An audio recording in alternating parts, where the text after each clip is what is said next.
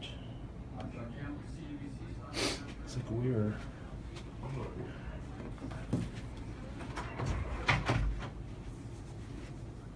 Couple minutes for the radio. Okay. We're on Facebook, so. Got it. Anything we say now will be heard by millions.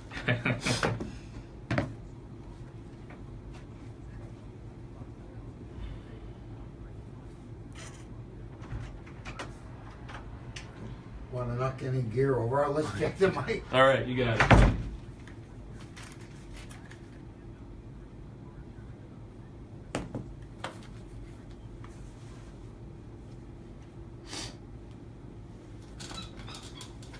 All right, test, 1, 2, 3.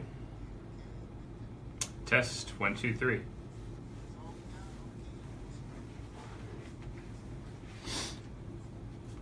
I couldn't hear myself then, though. What's that? I couldn't hear myself when I. It'll come on. Okay. Yeah. And there's also, remember, a volume to the right if you need to turn it up, but you should be able to hear it all once we're going. Okay, got it.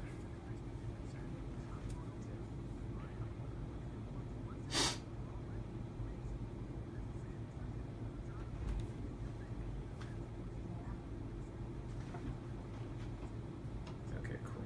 Get a quick summary of the rules.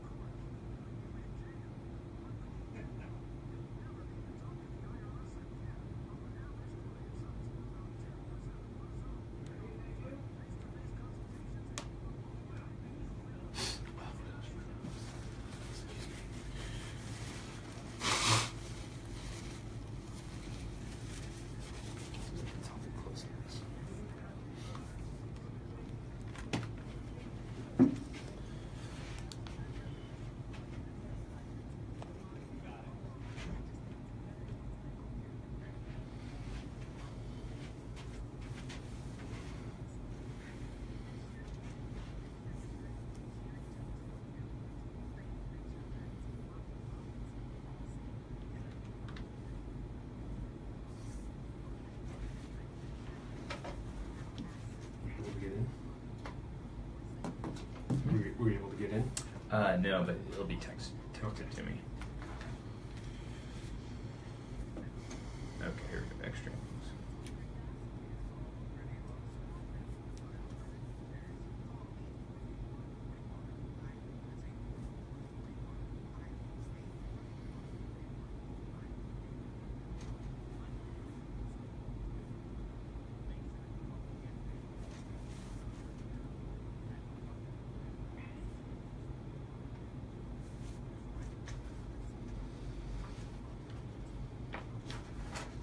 What contact info do you want me to give out? Phone number, email, website.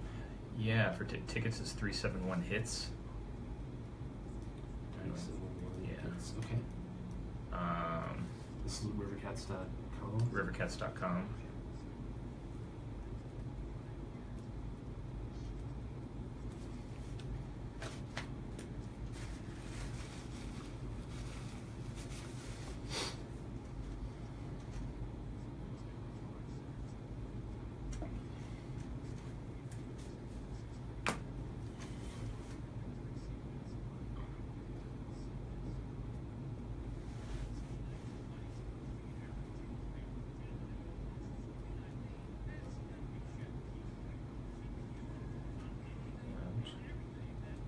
Pitcher mound visits.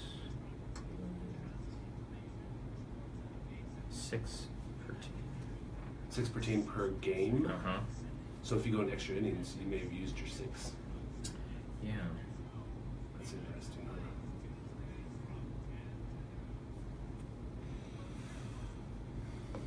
There's another one coming.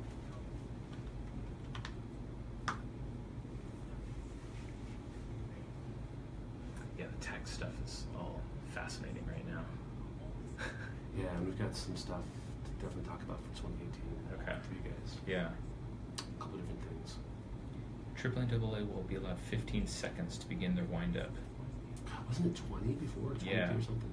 20 seconds with runners on will Okay. remain as the same as in past years. So, okay, we cut off 5 seconds. So 5 seconds when there's no one on. Yeah.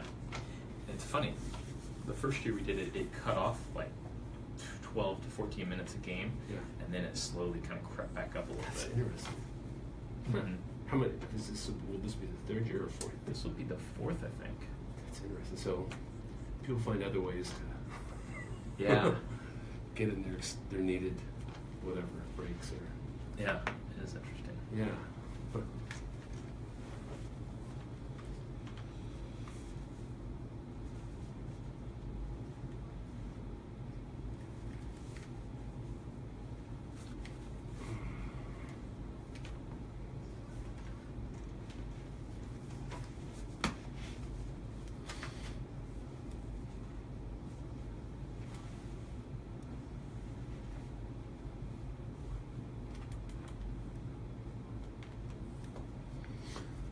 The camera can see it.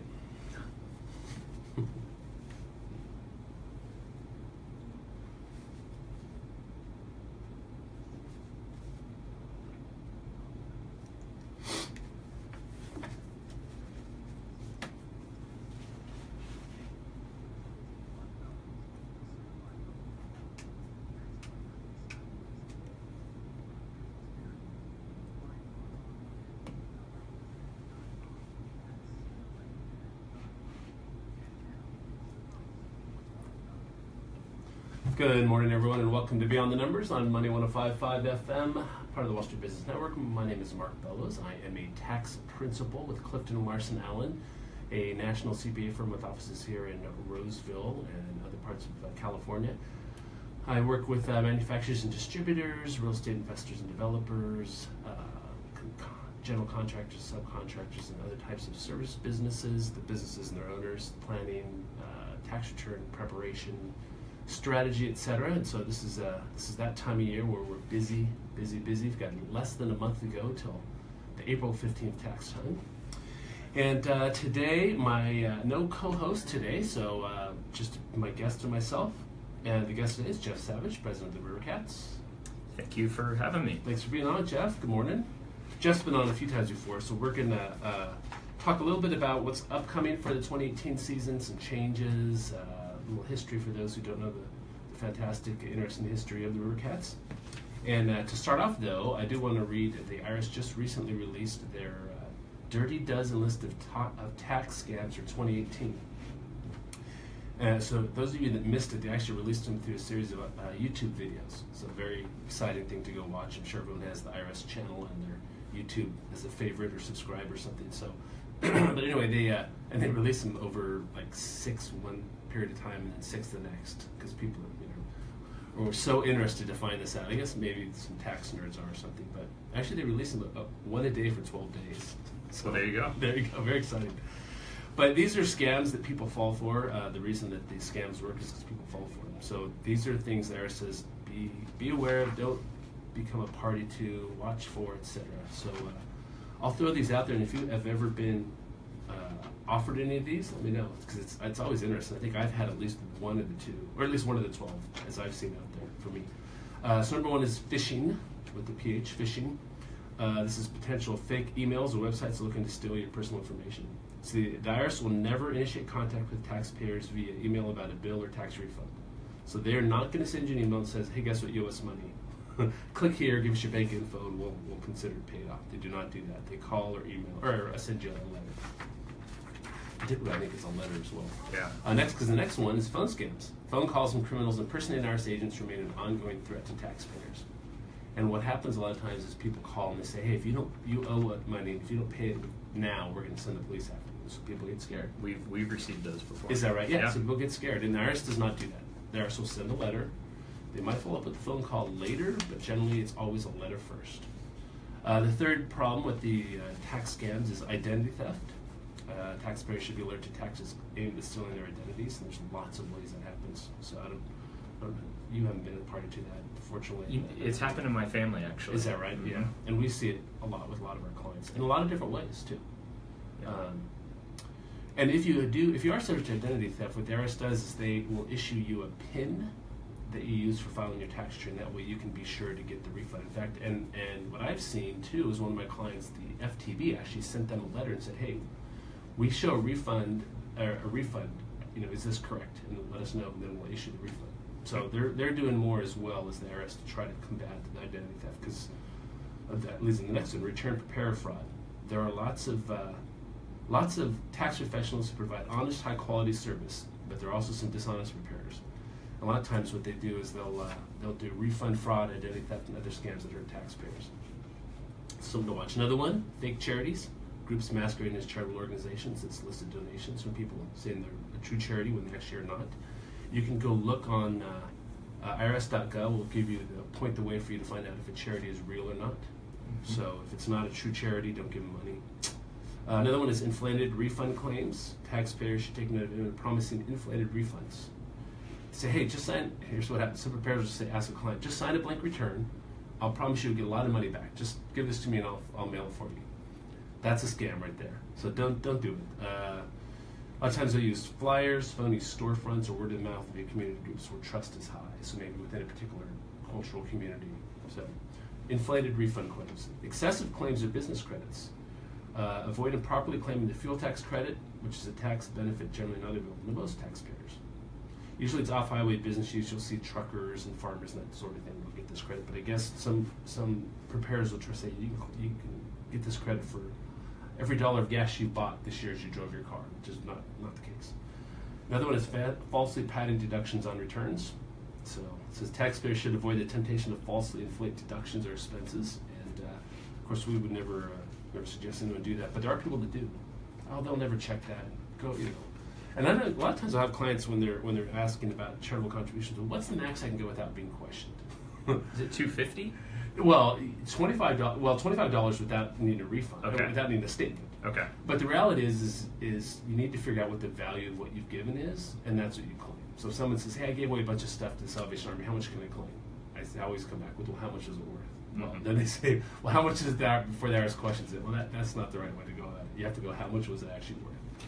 And so some people will say, "Oh, just take $1,000, $2,000, $5,000." They don't question that, and that's falsely padding deduction.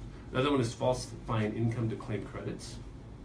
There's this earned income credit, which you use to get money back from people who don't file, don't have enough earned income, and so that's one where some tax preparers will do that. Another one is a frivolous tax argument. This is one like, "Oh, I shouldn't have to pay taxes because it's unconstitutional," and that case has been fought in court many times, and the one who fights it has lost every single time. Has never once been upheld by any court in any district or jurisdiction in the United States, but people keep trying it. Another one is abusive tax shelters. That's one where, sometimes they say, "Hey, look, you pay X dollars. Let's say pay $100,000, and we'll give you $500,000 in deduction." Well, that doesn't really work under the tax code typically, and so that would be an abusive tax shelter. And last is offshore tax avoidance. And people think, "Well, I'll just go hide money offshore and they'll never find it." Well, more and more countries are talking with the IRS, and so it's harder and harder for people to hide money offshore, at least in bank accounts, that sort of thing. Wow. And there are a lot of ways where the IRS requires filing and on forms, various forms when you have bank accounts and if you have foreign investments, if you have real estate and that type of stuff. So they really are checking more and more with people on that. So there you go.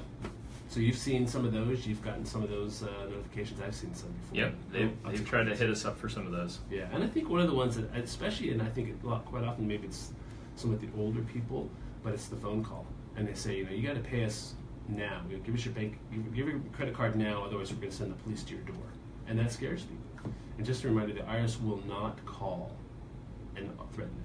Yeah, they will not. If it gets to the point where they're ready to sick the police or the feds or whatever on you, they've sent letters, they've sent notices, they've talked to someone. They're not going to just do that out of the blue. Aren't they typically open for negotiation? Absolutely. They absolutely are open for negotiation. Yeah. Because they want people to get up to date and be clean and have a good record, so that's what they're looking for. So they're open to negotiation. So beware of those scams. I saw one scam where a refund would get sent to you, a falsely filed return, and then someone would call and demand some of it back. Yeah, exactly. That's another one. Yeah. All right, you're listening to Beyond the Numbers. We're going to be back. We're going to talk with Jeff Savage, president of the Sacramento River Cats, about the 2018 season.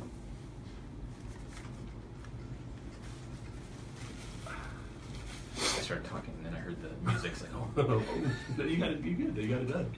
Got it all through. getting yanked off stage. I know, right? The little hook.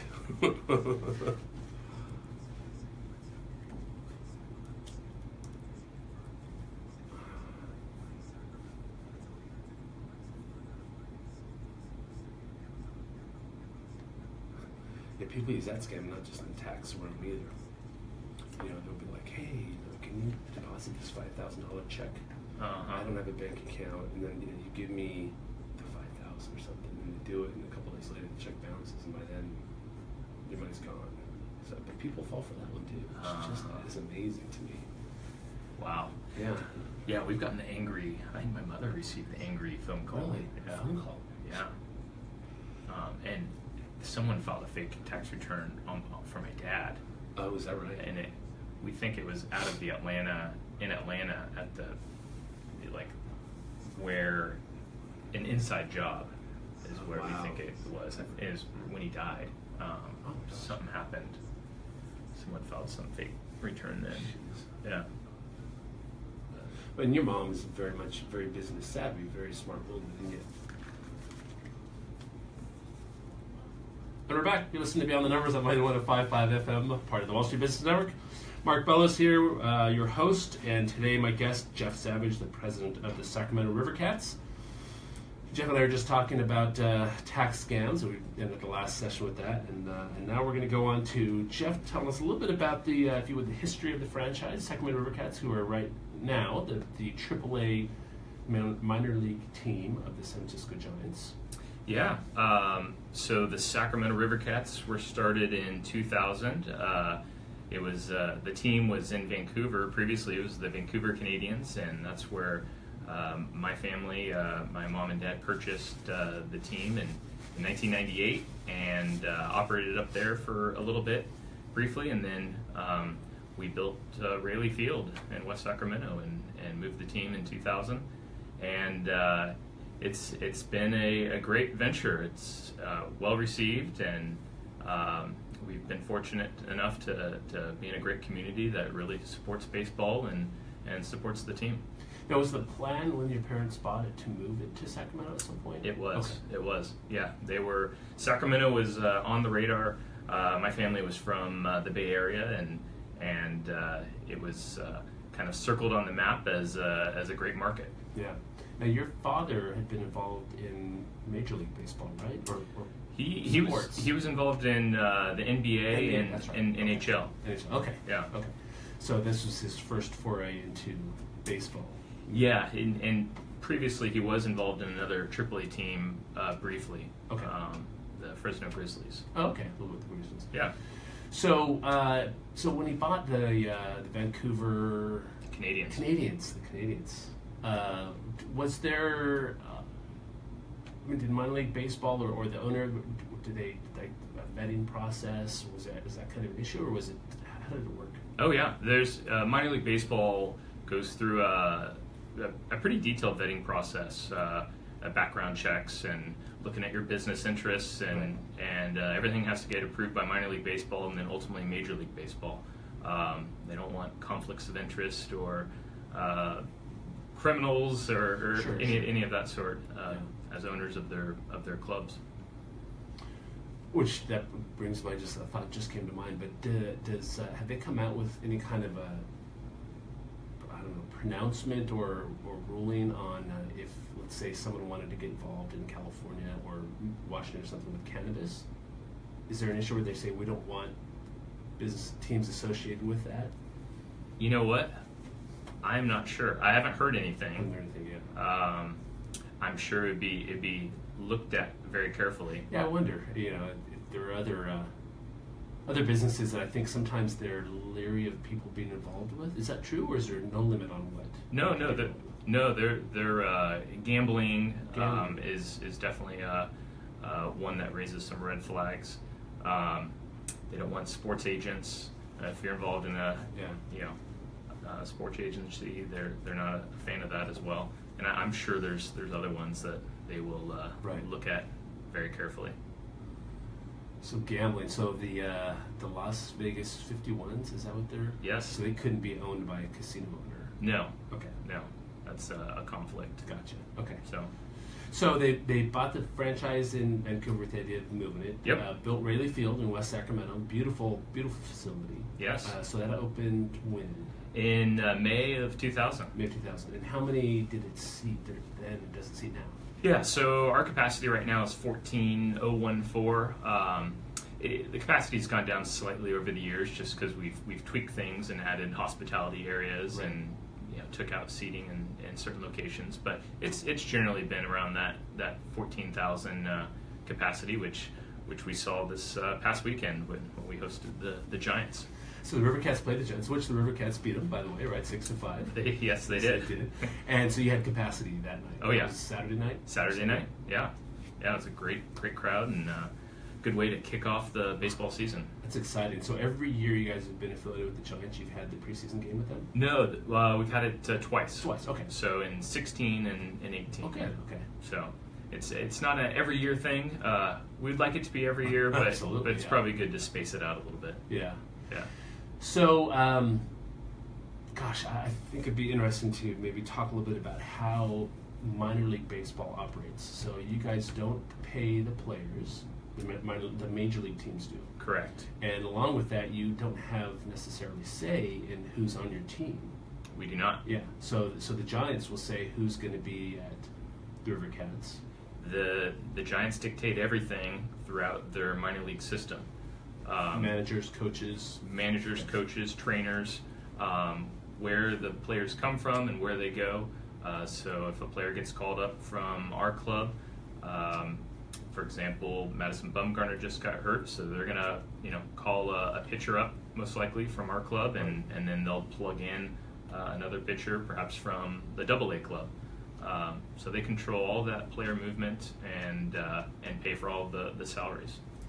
So whoever beat the Giants on Saturday, maybe they'll be the one getting called up, huh? Yeah, it probably didn't hurt them. That's for sure. Hurt their case.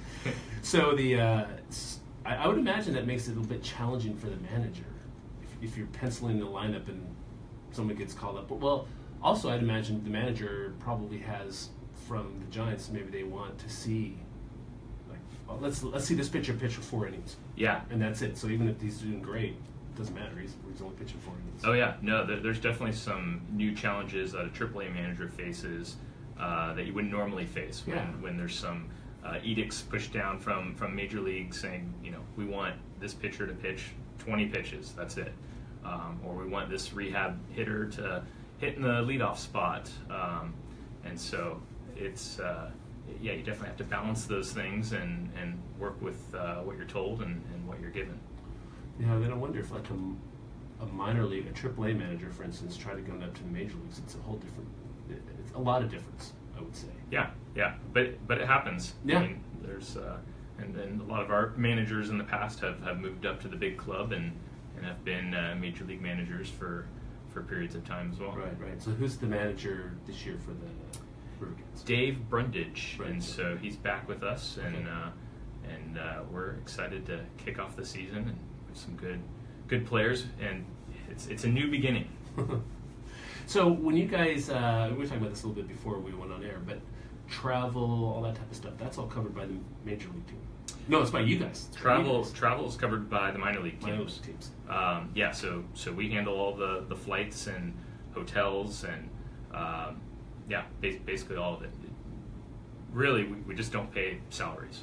Yeah, but everything else you pay for. Yeah, So you guys do mostly plane travel we do. because of where you play, We do. with some bus here and there. There's some busing that goes on with some of our neighbors in Reno and Fresno. Right. But for the most part, we're flying everywhere on Southwest or whoever, Whatever the good airline is. you can whatever get the together. airline is. Yeah. And so, but that's not necessarily true in other parts of the league because of their location. So other teams may have a lot more bus travel. Yeah, there's other leagues around the country where bus is the most common mode of transportation. The California League, which is a single A league, and the International League, which is the AAA league on the East Coast. There's a lot of busing that goes on, so it makes travel a little bit easier. Yeah.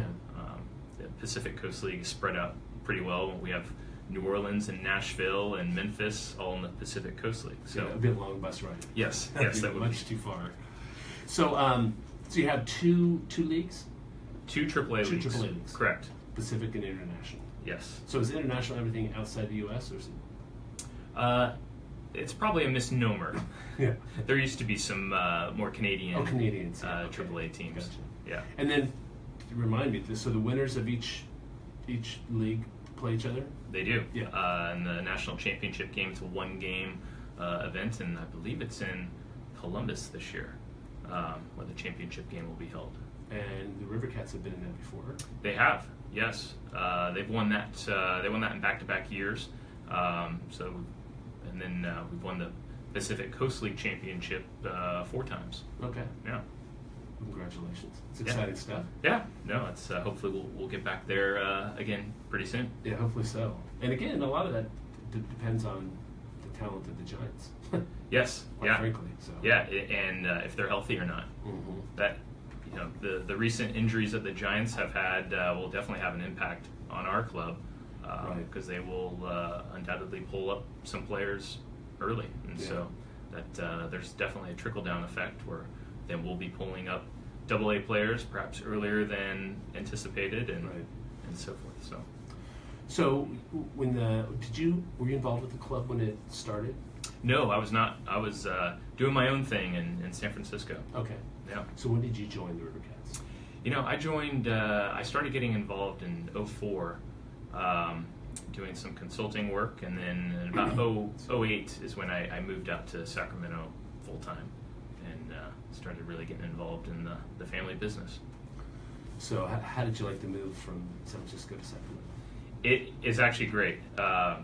We were starting a young family, and so that's Sacramento was a little easier to live than downtown San Francisco. Is that where you're at downtown? Yeah. Yeah, it's definitely easier to live in downtown San Francisco. Yeah.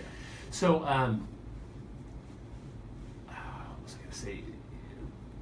What kind of, when you first moved when the team first moved to Sacramento and Raleigh Field, did they have, I'm sure they had growing pains. Yeah. What kind of growing pains did they run into? And what did you guys learn from that? Yeah, I mean, it's it was a huge success, and it was a huge buzz, and so then the whole region was on a high as well. The Kings were doing really well, Yeah. and we were selling a ton of tickets, and I think you fall into bad habits when people when you're so successful and you're selling so many tickets, and so once that sort of wore off a little bit, then you had to start thinking about, well, we need to sell tickets and focus on the business side of things, and so and they call it, we had some honeymoon years, Right. and so when you come off those years, then that's when the real work starts, and so I know we went through some of that a little bit and experiencing the honeymoon years fading a little bit, and then you have to kind of get back to it and make sure you're doing all the things that you need to be doing to entertain the crowd and make it an attractive product for the community. And so, maybe briefly, what have been some of your more successful promotions or successful things that have worked for the club? Well, I mean, we really try to focus on being family friendly, a clean environment where you can bring your kids and they can run around, and so that's been, I think, our biggest success, and I think people recognize us for that and being just a easy place to relax and bring the family. Right. And then at the same time, I think we've done a good job at being also a great place for businesses to come and bring their clients and entertain people and entertain their employees. And so we kind of pride ourselves on being able to focus to different audiences and finding that spot for everyone in the community. Okay, good. Well, we're going to continue the conversation with Jeff Savage, president of the Sacramento River Cats, after this break. You're listening to Beyond the Numbers. All right. So the next we'll get into what's new for 2018. Okay, great. So we have new rules. We have a few improvements that we've done. Concessions. Menu is tweaked. Those are kind of our main items. Seems like that probably covers it. Yeah. Trying to think what else. Are you guys, have you put in for the All-Star game again? Unofficially, we have. I mean, we've. It's tough because it typically goes towards new stadiums, Oh, okay, and good. so new ones kind of keep coming online, and yeah. you get bumped a little bit. Sure. So we'll need to have that conversation again. Like, what's a realistic timeline that we can host that event? It'd be nice because this is our 19th season. Mm. You know, next year's our 20th season. We're not gonna host it next year, but maybe like the 25th season. We'll Yeah, try to good. get it. But yeah, it's kind of crazy how fast time flies. I know. Our stadium bonds are close to being paid off. Nice. So, yeah. It's a big deal. Yeah. I'll throw a big party.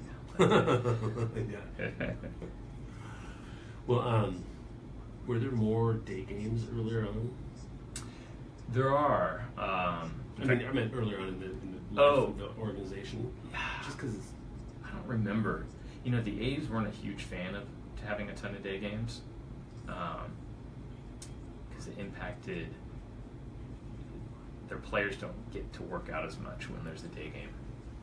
So batting practice, is cut short, Right. fielding, and so they preferred to have night games. And so we've sort of stuck with not that many day games, and we'll do them. You can put them in strategically, where it's at like an end of a homestand. If it ends on a Monday or Tuesday, Wednesday, Right. we do a day game, so that helps the visiting team get out early, get home, Yeah, hopefully they can get yeah. home and spend the night in their own bed. yeah.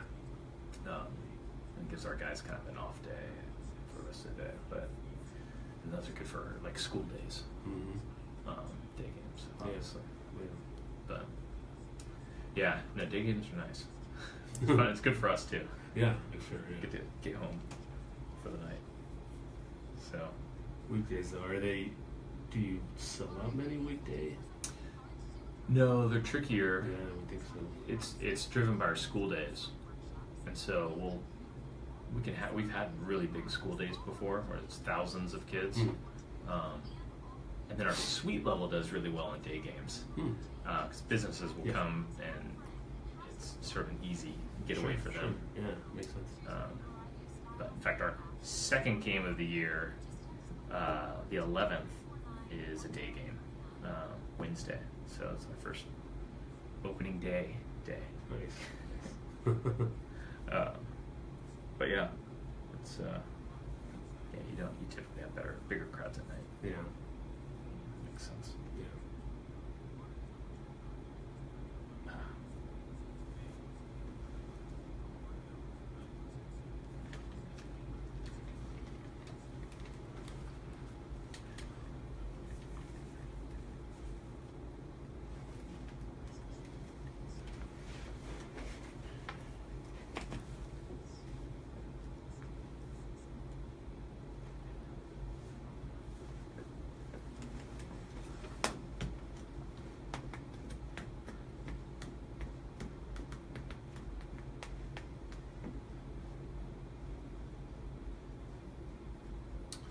All right, welcome back to Beyond the Numbers.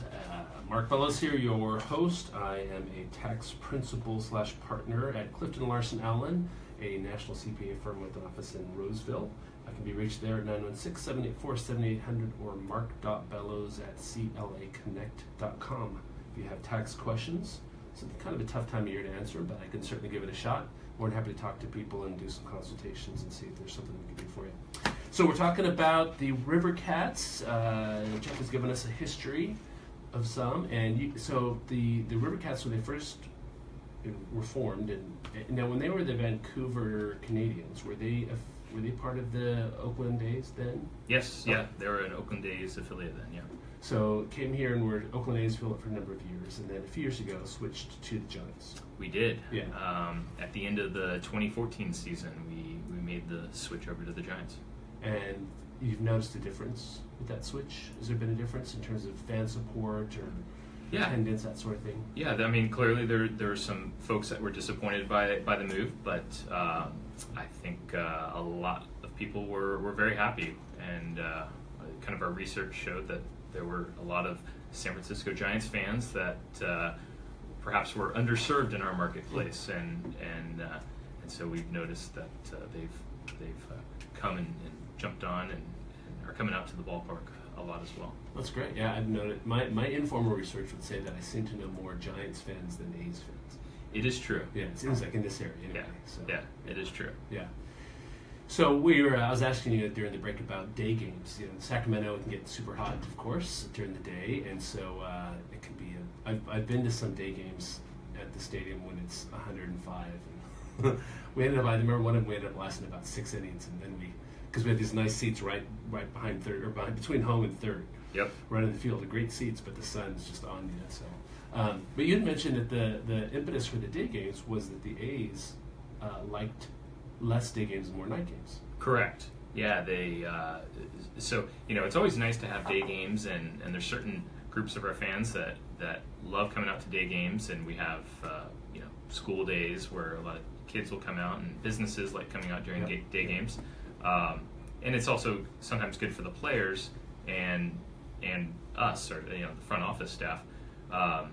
But there was a downside to doing day games where the players don't get as much workout time.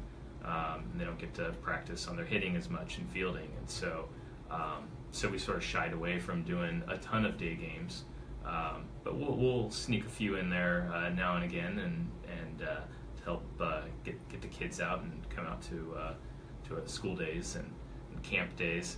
And yeah, it's always fun being out there at the beginning of the year with a good sunny day game. Well, and you mentioned the opening day is what day?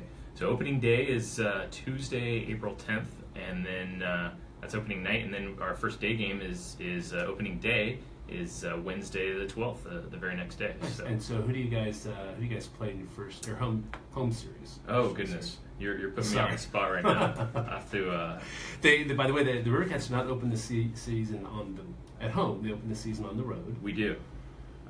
We open on the road in Tacoma, I believe. Okay. But and then Reno is coming into town nice. on our home opener. Okay. Yeah. So you open in Tacoma, fly there, of course, but Reno probably will bus over their players. Reno will bus, yeah. It should be decent weather then, so that'd be nice. Nice. Yeah. Do you have any promotional, like opening days or promotion, or during that week, or what? Well, we always make the it. promotions. Opening day happens to be Dollar Dog Night. Nice. Okay. So that's our day of week promotion going on. There's always the fanfare of opening day, where we'll do some fireworks on the field and during the national anthem and some of that fun stuff. But we'll I'll have to double check our promotional calendar, but I believe that first Friday we have our first giveaway of the year. So we're ramping up and doing all the fun minor league items. Nice. Now, have you done promotional giveaways that tie into a particular player being in town? So let's say Pablo was down with rehabbing. Would Yeah. you do promotional giveaway? I mean, can you do it that quick on the fly? It's tough to change on the fly like Sure. that. Pablo Sandoval, for example, we found some panda hats, and, Okay. and so we were able to order some of those when he was on our team. But typically, you have to order these things several Yeah, I would think. months in advance to get them shipped here in time. So I know in the past we actually have had there was a rehab assignment and a bobblehead at the same time, but that was just pure luck. So tell us what's new for 2018. Well, 2018, yeah, there's some new rule changes. We've improved the stadium on some. and we've always tweaked our food offerings each year. And so those are sort of the main topics that kind of are new for us this year. On the rule change side, you'll notice there's the pitch clock has been shrunk down a little bit, so now you have 15 seconds between pitches, so when there's nobody on base.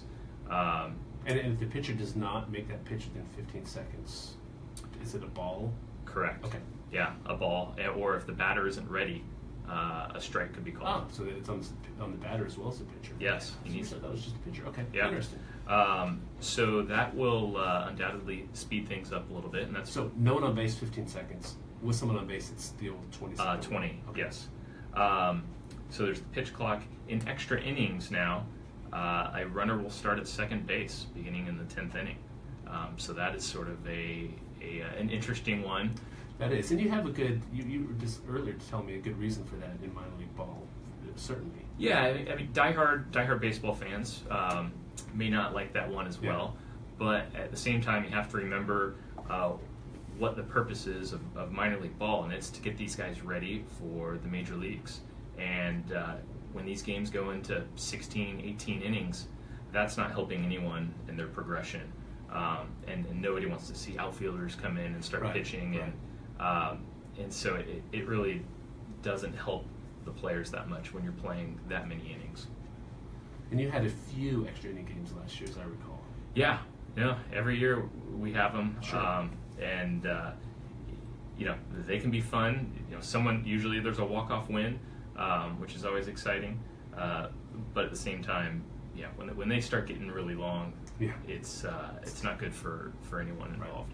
So we've got the pitch clock change. We've got the runner on starting on second in extra innings, and then also there's a limit right to the number of mound visits. Correct. Yes, the number of mound visits I believe is 6 per team. So that will hopefully speed things up. Mound visits by a coach. Yes. Okay. Yeah. So the players can go as all they want, but mound visits by a coach. Yeah.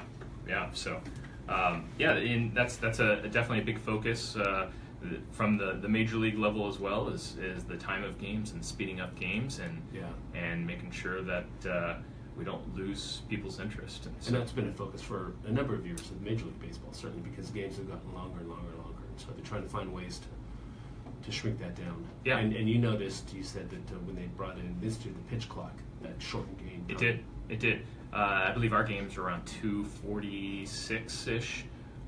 They crept up a little bit. It's still sub 3 hours, but I would suspect that with the new emphasis on these rules, the average game will decrease. Game time will decrease. So. And you said there's been some improvements to the ballpark? Yeah, So what do we got? we every year we're always adding something and doing something, and that's we take a lot of pride in having new things to show our fans each year. So this year, kind of the two major projects, we've extended the netting above the dugouts, and that's something that I believe all 30 major league teams have done, and many minor league teams have done as well. So those seats right above the dugout now, you don't have to watch as carefully as you once did because you have the net right in front of you. I remember years ago being at a game in one of those seats and a foul ball coming up and hitting the seat and actually breaking like the back of the seat in front. I'm sure that's happened more than once, but I remember being there seeing that going, wow, that would hurt. Yes, yeah, no, I mean, it's coming fast. Yeah. And you definitely have to pay attention. Yeah. So that's I'm really happy that that's been put into place. And then we also added a new area called the Knee Deep Alley.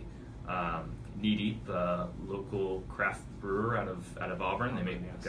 wonderful beers, and so we found a cool spot for them, and it's a great pregame area where you can come in a little early into the stadium and have one of their beers and hang out and enjoy the Nice. warm Sacramento nights. Can you watch the game from the knee deep area as well if you want to stay there through the whole game?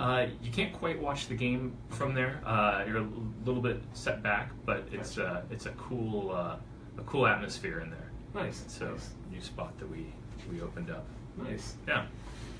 And then you've got some food offerings that have changed or new. Yeah, each and every year we're always tweaking our food menu.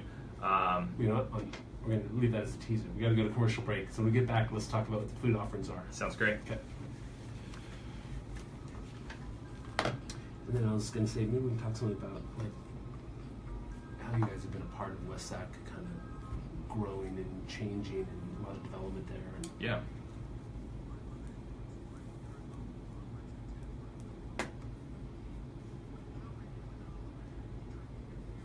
Let's see. Oh, fried shrimp.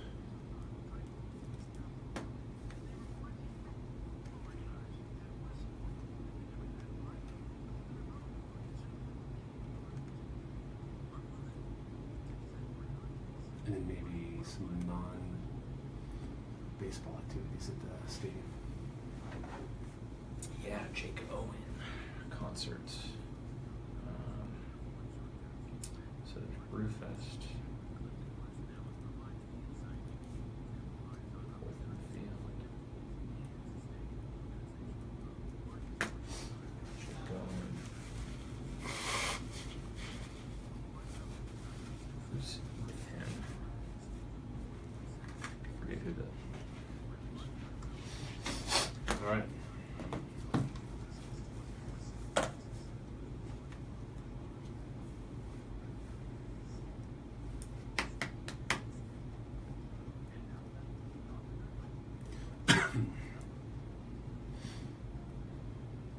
And we're back.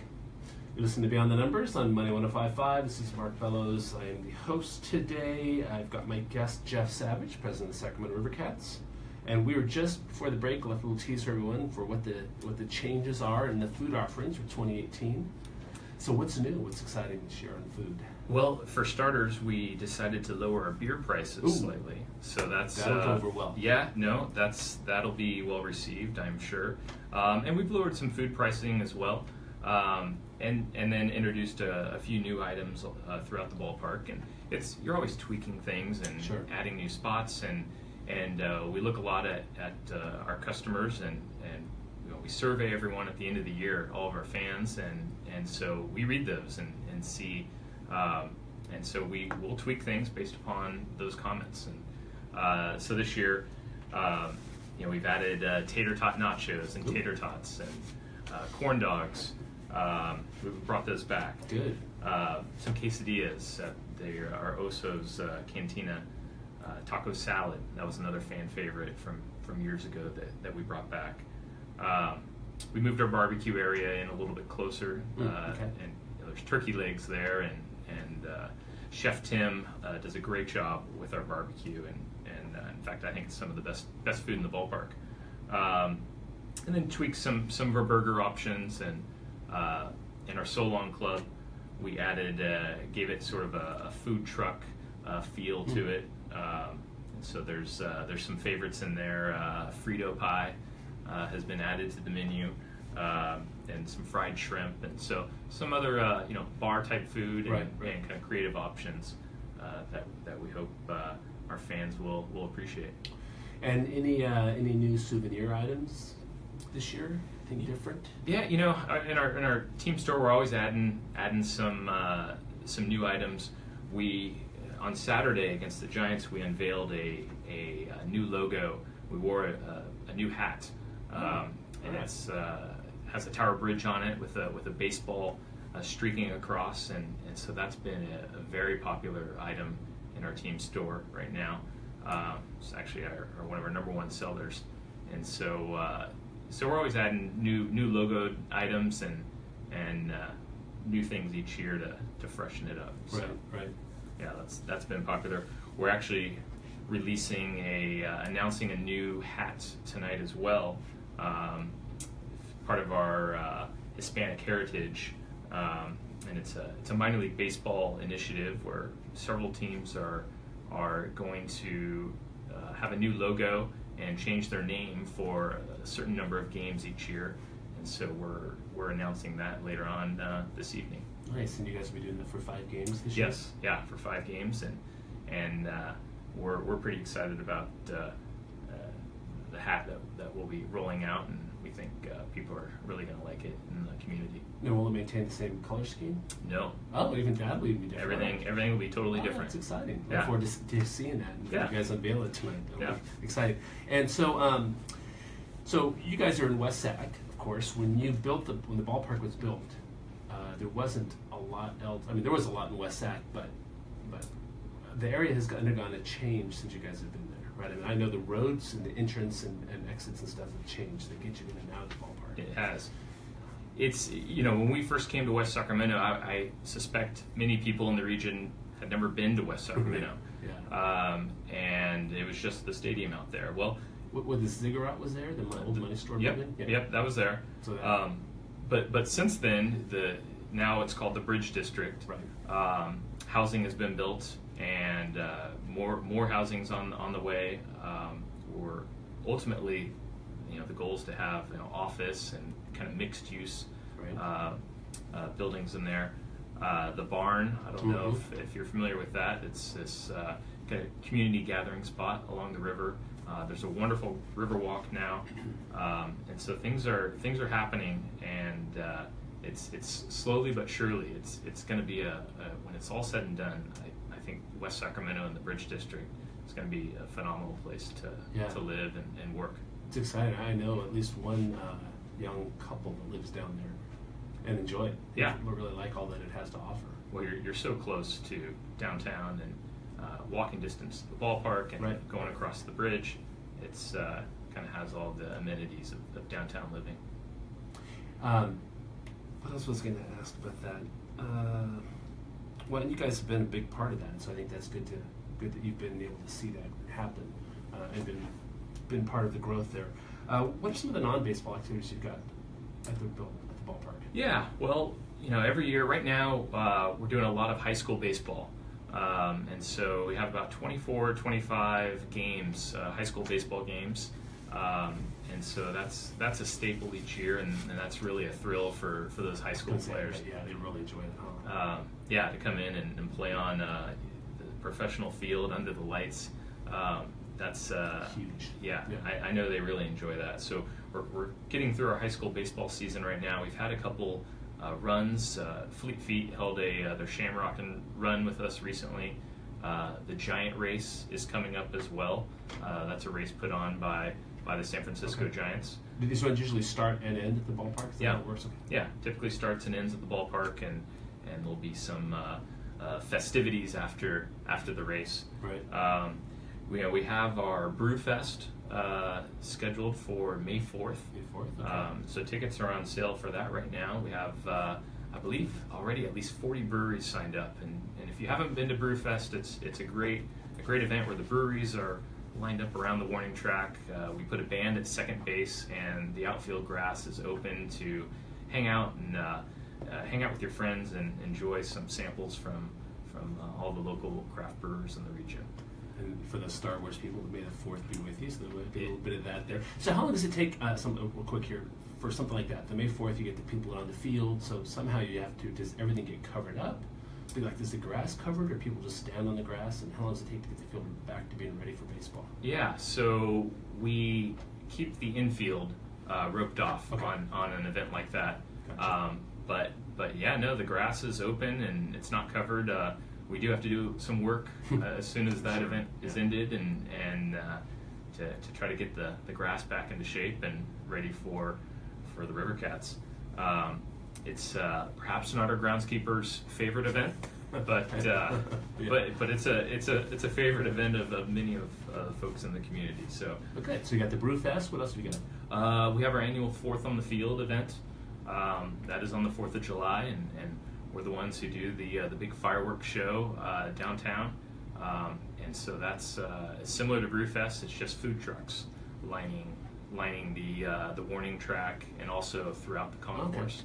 And so is it like a couple days before the next games that gives the groundkeeper a couple days to get it back to? It gives them we Really give them a ready. couple days. Yeah, good. Yes. Yeah. And so we have our annual 3rd of July baseball game. That's we do a big fireworks show Right. that night, and then the next night is 4th on the Field, and then we have a couple days off where we can rehabilitate the field a little Right, bit right. and get it going.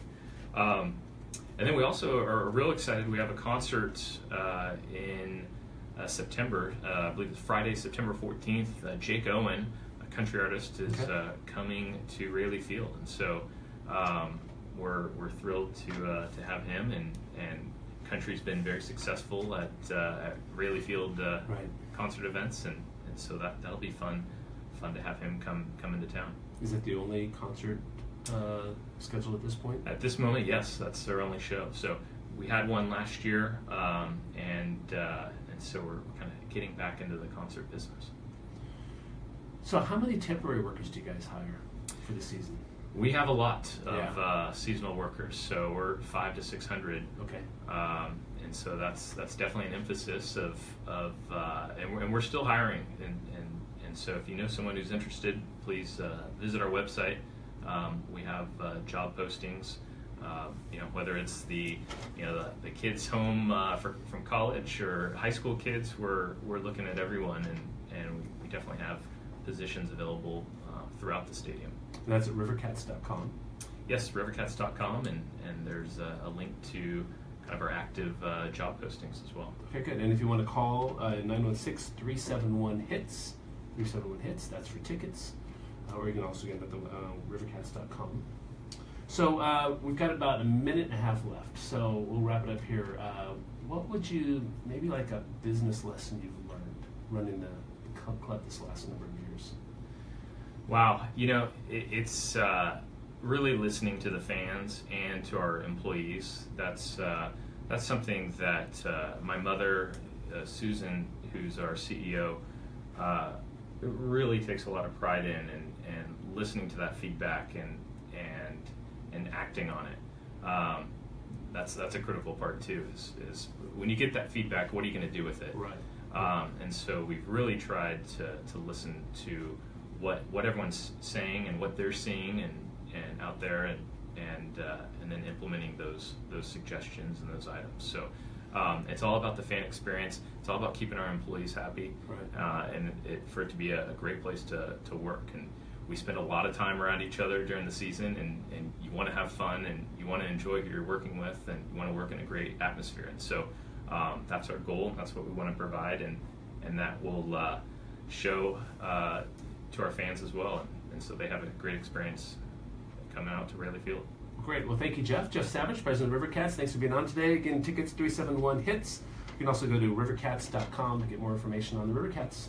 All right, everyone, have a great Wednesday. Talk to you next week. There we go. All right. Again, time flies. Yeah, it does. Every time. That is fun. Cool.